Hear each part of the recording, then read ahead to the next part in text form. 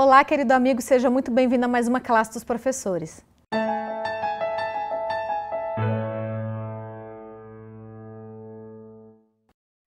Hoje nós iremos estudar a lição de número 7, que tem como título Bem-aventurados os que creram.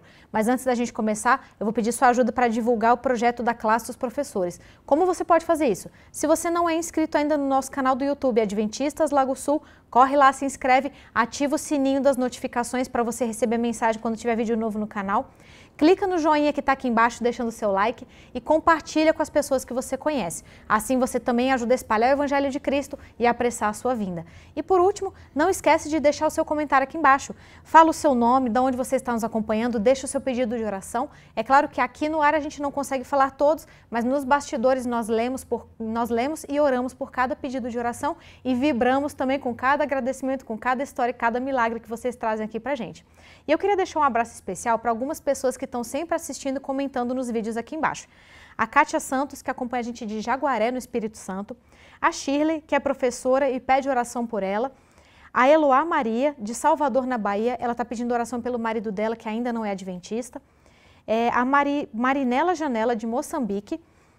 O Mário Duarte, que também acompanha a gente lá de Zambésia, em Moçambique. Muito obrigada, um beijo para vocês. E para a gente começar, então, eu quero apresentar para vocês os nossos professores. Do meu ladinho aqui a gente tem nossa querida Cris. Seja muito bem-vinda, Cris.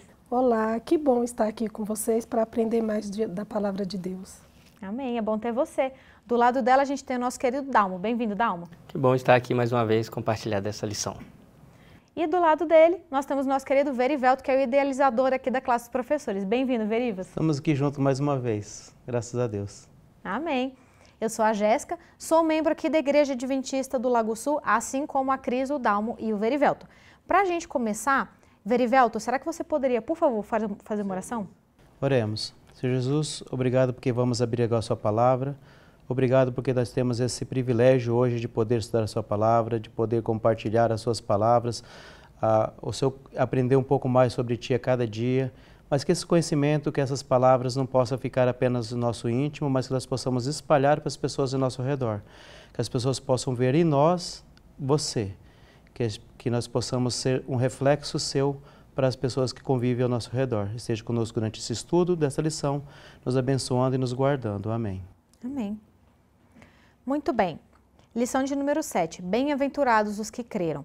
A lição dessa semana vai falar sobre testemunhos. A gente vai continuar um estudo, que foi iniciado lá na lição 4, falando sobre testemunhos. Nós tivemos várias e várias pessoas que testemunharam da vida de Cristo, dos seus milagres, dos seus ensinos e deixaram esses escritos para nós hoje, para a gente poder estudar esses testemunhos acerca de quem Jesus é e do que ele fez quando ele estava aqui na terra. E um dos testemunhos que foi trazido foi pelo próprio Abraão. E uma coisa engraçada, Dalma, é que esse testemunho de Abraão veio antes de Jesus existir, Porque Abraão antecede Jesus. Por que você acha que Jesus fez questão de trazer o testemunho sobre ele mesmo de uma pessoa que existia antes dele estar aqui? Foi uma questão complicada ali, porque quando Jesus trouxe de que Abraão tinha testificado dele, os fariseus, você não tem nem 50 anos e você viu Abraão. É interessante que Jesus trouxe para eles o pai deles, porque para o povo de Israel, Abraão era uma figura muito paterna e muito especial. E Jesus traz uma referência a Abraão. É interessante que a cena, a lição aqui nos traz uma cena entre Adão, Deus e Jesus. E nós vamos chegar nessa questão aqui também, porque é Abraão, Isaac e o Cordeiro. Mas enfim, se a gente fosse fazer uma referência a algo muito bonito sobre isso, Mas que Deus, ao ver Adão no pecado, olhou para o filho e já trouxe a salvação, E Abraão, naquela cena, já entendia pela fé que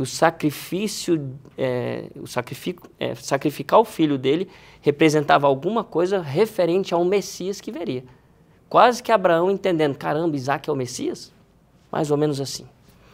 Só que a gente sabe que a cena veio, o anjo segura a mão de Abraão, e Abraão não sacrifica Isaac. Mas Abraão já entendia, mas alguém morre naquele dia, não foi Isaac. Eu até anotei uma questão aqui, Não foi a obra de Abraão que foi o motivo da sua justificação. Foi o quê? Foi o cordeiro. Foi a morte do cordeiro que trouxe a salvação. Porque senão Isaac estaria sacrificado. Né? Então a gente já percebe que Jesus traz essa cena mostrando que ele seria o cordeiro. Então Abraão era testemunha de que o cordeiro viria um dia e era testemunha de que o cordeiro era o Messias. E as cenas que se desenrolam no Evangelho é a vida de Jesus mostrando que ele era o cordeiro que salvaria Isaac, o Dalmo, a Jéssica, a Cris e a humanidade. Né? É isso. Que coisa linda, né? É emocionante. A gente está estudando muito sobre... A gente começou lá na primeira lição, né? Já falando sobre esse Jesus maravilhoso, né? Sobre esse Jesus, quem é esse Jesus? Que o objetivo dos sinais, né, que Jesus fez justamente eram trazer e mostrar quem ele era, e é por isso que esses sinais estão escritos aqui na Bíblia. E uma coisa interessante sobre um sinal é que um dos sinais que a lição traz é o testemunho de Maria. É um dos testemunhos, né, acerca de quem Jesus é. Mas o engraçado, né, Verivelto, é que esse testemunho não é um testemunho verbal, porque geralmente a gente fala de testemunho, aí a gente pensa em algo falado, né, a pessoa falando sobre quem o outro é. Mas o testemunho dela não foi com palavras, foi com ações, né? Exatamente. E é muito legal aqui o testemunho de Maria, porque até para os nossos amigos contextualizar um pouco, depois que Jesus ressuscitou Lázaro, ele também curou Simão de uma lepra. E aí Simão preparou então ali organizou uma festa de gratidão a Deus, a gratidão a Jesus para aquelas curas, né? E Maria estava extremamente emocionada porque, além de ele curar o irmão dela, ele também tinha curado seus pecados. E ela, num gesto de gratidão, ela derramou, colocou nos seus pés um perfume caríssimo, que talvez seria o salário de um ano nosso, né? E ali naquela festa estava também Judas, que repreendeu ela, falou assim, por que você não pega esse perfume caro, vende e dê para os pobres? E Jesus chamou a atenção de Pedro, de Judas, que falou assim, os pobres vão continuar ali para vocês ajudá-lo, mas eu só estou aqui hoje. Então, qual a lição que nós podemos tirar aqui? Maria tinha comprado esse perfume para quando Jesus morresse, ela ter colocado no sepulcro de Jesus. Mas se ela tivesse colocado esse perfume apenas no túmulo de Jesus, ele tinha apenas impregnado no túmulo.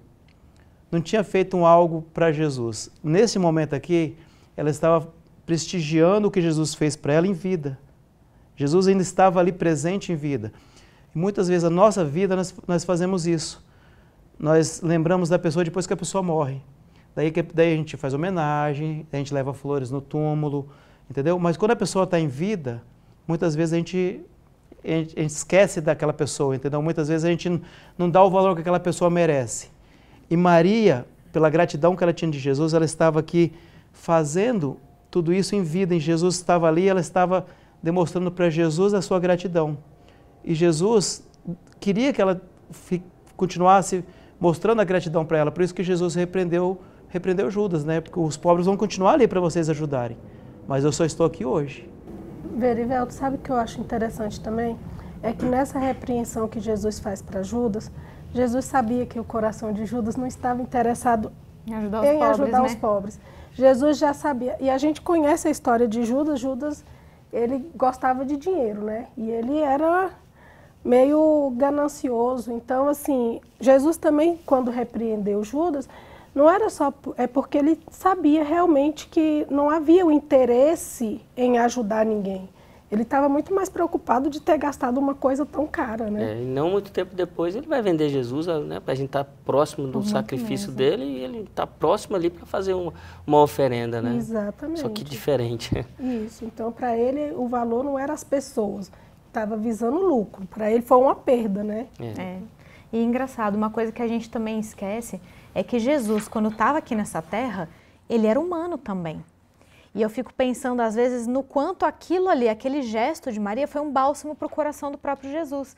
Ele sabia que ele estava chegando num ponto crucial da vida dele, que seria o fim dela, né? A morte dele, e uma morte muito sofrida.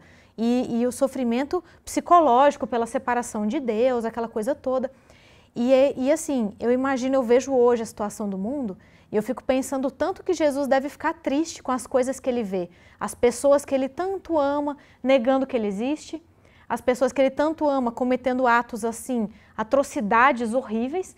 E para ele, com certeza, aquele momento foi também um bálsamo para o próprio coração dele, de ele ver que alguém que ele ajudou, alguém que ele perdoou, aceitou de coração aquele perdão. E não só aceitou, como fez questão de comprar algo que era muito caro, de ir lá na frente de muitas pessoas e de honrá-lo daquela forma, declarando o seu amor e a sua fé nele, né, de uma forma tão bonita. Então aquilo foi também um bálsamo para o próprio Jesus. E a intenção de Maria naquele momento ali não era se mostrar para aquelas pessoas. Tanto é que ela foi escondidinha. Na verdade, ela queria fazer como gratidão realmente no coração dela, mas o perfume era tão cheiroso que ele inalou, que aquela sala ficou contaminada com aquele cheiro. Então, isso que é um gesto também legal, porque muitas vezes a gente não precisa fazer algo grandioso, a gente não precisa mostrar que as pessoas vejam o que nós estamos fazendo. Às vezes a gente faz uma coisa simples para Deus, a gente faz de coração, mas aquilo ali, quando Deus recebe de uma forma grandiosa, assim como aconteceu aqui no perfume de Maria para Jesus aqui nesse momento. E isso se multiplica, né? E é curioso, porque a gente está estudando vários testemunhos diferentes na lição de hoje, né? A gente vê o testemunho de Maria, por exemplo, que foi um testemunho com ações. Ela chegou lá quietinha, não falou nada, derramou o perfume nos pés de Jesus e todo mundo acabou vendo. E outro testemunho curiosíssimo que a lição traz é o de Pilatos. Que engraçado, né? Pilatos, né, Cris, acabou sendo justamente quem condenou Jesus à morte. E mesmo ele sendo a pessoa que condenou Jesus à morte, ele testemunhou do próprio Jesus, né? Que, na verdade, as pessoas que tiveram contato com Jesus, a maioria reconheceram que ele era o Cristo, né? E curioso é que a maioria das pessoas que reconhecia que Jesus era o Cristo eram os próprios judeus. Só que aí o reconhecimento vem por Pilatos, que é romano. Ele reconhece quem é Jesus, ele sabe, ele fala, não, peraí, esse é o Jesus que vocês estavam aguardando. E vocês querem que crucifique? E aí a gente vê que eles falam que querem mesmo que Jesus seja crucificado. Mas aí o curioso é a gente ver assim, por que que todas as pessoas que reconheceram Jesus como Messias tiveram transformação na vida? Eles deixaram tudo, né? Tudo que até antes de conhecerem o Messias era importante para eles, a partir do momento que eles entram em contato com Jesus e percebem, não, ele é o Messias, então eu deixo tudo para trás, isso aqui não tem valor eu estar com Jesus. Só que Pilatos não, ele reconhece quem é Jesus, mas só o reconhecimento de quem é Jesus não é suficiente. Por quê? Porque Pilatos não teve o compromisso com a verdade, e Jesus era a verdade.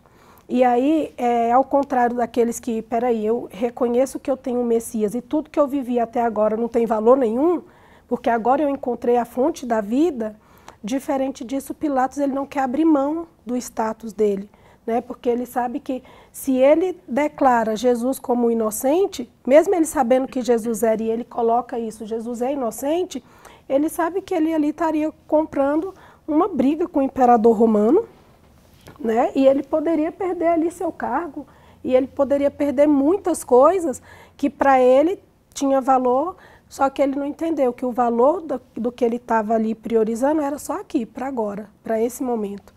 E é por isso que é curioso, ele reconhece, mas ele não se compromete com a verdade. Tanto é que a gente vê que não é todo aquele que diz Senhor, Senhor, né? Tanto é que a gente vê em alguns relatos bíblicos que os próprios demônios testemunham, né? Quando Jesus vai lá, às vezes, expulsar demônios de dentro de um endemoniado, os próprios demônios testemunhando e falando, esse é o Senhor, esse é o Messias e tal. Então, só você falar, porque a gente vê muitas vezes pessoas falando, né? Não, acredita em Deus, amo a Deus, acredita em Deus e tal. E vive a vida como se não acreditasse, como se não... É que o importante de conhecer a Cristo e de reconhecer que Ele é o Messias, isso tem que gerar transformação no seu coração. Exatamente. Se não gera transformação no seu coração, de nada adianta. Eu conheço um Cristo histórico. Exato. Cristo histórico não resolve, né? Na história, Jesus existiu. Não, ele quer ser mais do que isso. Ele quer habitar na gente, ele quer, né? E essa é a conversão verdadeira, né? É você realmente mudar completamente de vida e permitir que ele habite na sua vida e transforme a sua vida para algo muito melhor. E aí outro testemunho interessante que a lição traz é o de Tomé, né, Dalmo? Que foi que a gente tem até a expressão até hoje, né, que é São Tomé, tem que ver para crer, né? Por que você acha que João achou importante trazer o relato de Tomé como um dos testemunhos de Jesus? Acabou sobrando para um Tomé falar de Tomé, né? Porque meu nome é Dalmo de Araújo Tomé. Mas enfim, Tomé é uma figura muito importante, Jéssica. Se a gente analisar que o fato de ter um cara duvidoso na ressurreição vai trazer doutrinas várias por terra, né? Doutrinas de que era um espírito, de que era alguma coisa. Tomé é muito importante na história. A dúvida dele, porque parece que Cristo está o repreendendo, mas para ele hoje, para a gente hoje, Tomé trouxe algo muitíssimo importante. Ele pôde tocar as feridas, ele pôde... Então, a gente tem essa história de Tomé. Mas a incredulidade dele, e é o que a lição vem trazer um pouco aqui, falando, não vou acreditar se eu não ver, por que você apareceu para os outros, não vai aparecer para mim? Né? Então, a gente fica assim, poxa, mas Tomé também não era um discípulo? Possivelmente ele está fazendo alguma coisa que os outros não estavam né, não estavam em comunhão. Quem sabe ele estava procurando o corpo de Cristo, não sei. Né? Tem até um filme que parece que ele estava procurando, por isso que ele não estava junto com os outros discípulos. Mas, independente disso, aquela incredulidade de Tomé foi usada para mim hoje. Porque fala assim, bem-aventurado, feliz Tomé, para os que não me viram e creram. E quem é que traz essa mensagem para a gente? O próprio Tomé é um deles. São discípulos que trouxe a mensagem para a gente, chegou até mim hoje, desse Messias. Ó, eu toquei nele, viu? Eu peguei na ferida dele. E é interessante aqui, os discípulos podiam, né, imaginar, né, porque a porta estava fechada. E de repente Jesus apareceu. Aí o pessoal podia falar, tá vendo, é um espírito. Mas quem estava na sala para resolver esse problema? Tomé. Não, vou ter que tocar na ferida. E Tomé resolve esse problema, né, de que não era só um espírito, que era uma força, que era o próprio Messias em carne e osso. Então a ressurreição através de Tomé. Se a gente analisar aqui, Nicodemos também teve dúvida. A lição traz isso. Nicodemos teve dúvida. A mulher no poço, você não tem balde, como é que você vai recolher água? Era uma dúvida. Né? Então essa dúvida já pairava. Essa dúvida pairava para que não paire entre mim e você. Porque eu não preciso mais ter. Quem tinha que ter essa dúvida já teve, mostrou, e agora eu e você não precisamos ter essa dúvida. Né? Tem algo aqui interessante para a gente meditar. Né? Se alguém perguntar para você, né, se você crê em Jesus... Por que você crê? Por que você crê? Eu posso responder. Eu já senti o amor dele. Eu já senti a experiência dele. Eu já senti o cuidado dele. Quantas vezes de livramento e alguma coisa assim. Então eu já senti o milagre dele. E a gente todo mundo pode sentir isso. Né? Creio que vocês também, em algum momento da vida que pediu alguma coisa e recebeu a resposta de Deus, ele dá muitos sinais. Ele não pede que a gente crê nele sem sinal, não. Jesus deu muitos sinais. E Tomé viu esses sinais e, no momento certo, ele precisou comprovar da ressurreição dele, né? E isso fica para mim e para você hoje, né? O que Cristo representa para mim hoje? Será que ele não fez nada para mim?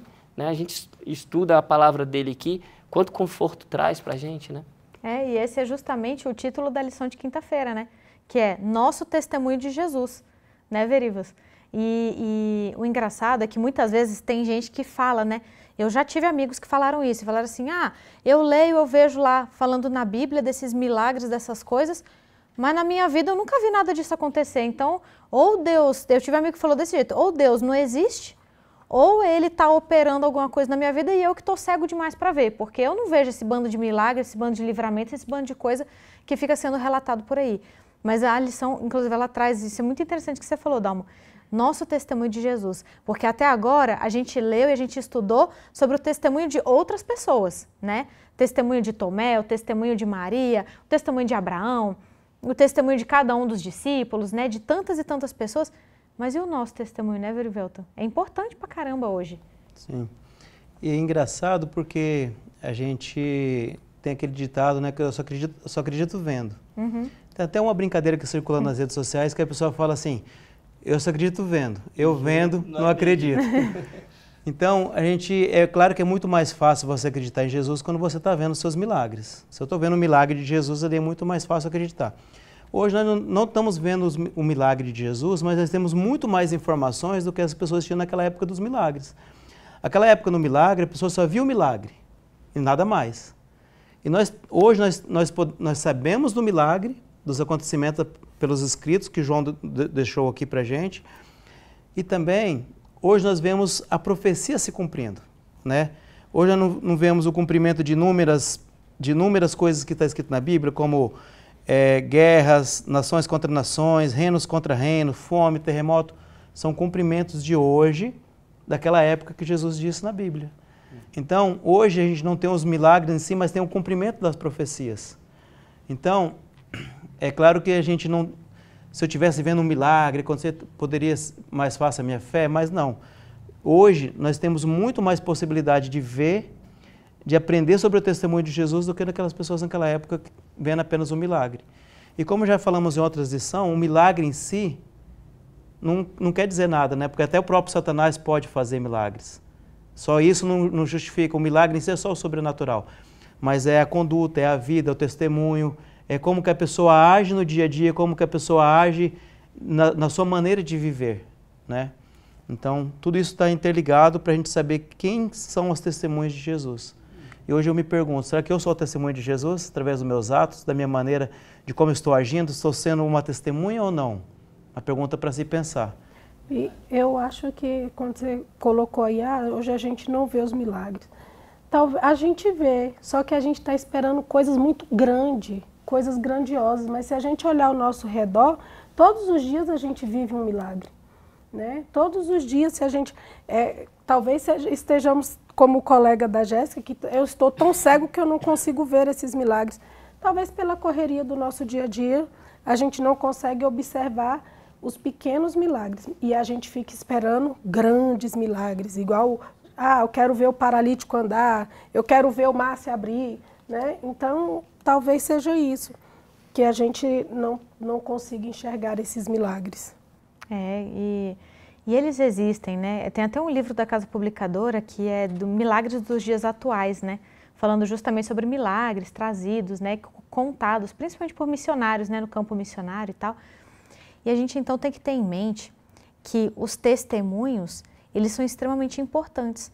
Tanto é que o Dalmo falou ali sobre Tomé, né? E a gente vê que Jesus, depois que Jesus sana a curiosidade de Tomé, ele repreende Tomé, né, Cris? Porque ele não acreditou quando os irmãos dele falaram. É isso mesmo. Por quê? Jesus repreende Tomé porque Tomé condiciona a sua fé. Eu só acredito se eu vejo. E se a gente voltar nos milagres anteriores, quando Jesus ele cura ali o paralítico no tanque de Betesda, né?